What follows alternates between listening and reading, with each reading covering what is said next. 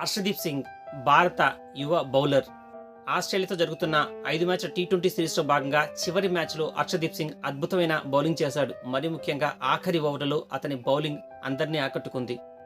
Australia, Bharat మధ్య జరిగిన 5 మ్యాచ్ల టీ20 సిరీస్లో భాగంగా భారత్ 4-0 ఆధిక్యంతో సిరీస్ని కైవసం చేసుకుంది.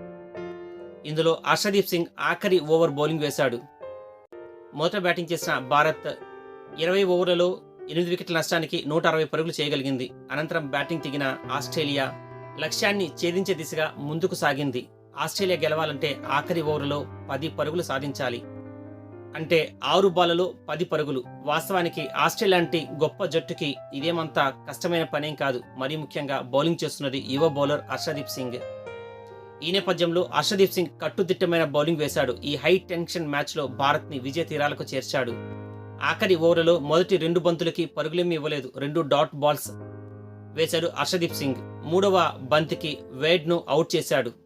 ఇక 4, 5, 6 ఈ 3 బంతులకి కేవలం 3 పరుగులు మాత్రమే ఇచ్చాడు. భారత్కి 6 పరుగుల అతి గొప్ప విజయాన్ని అందించాడు.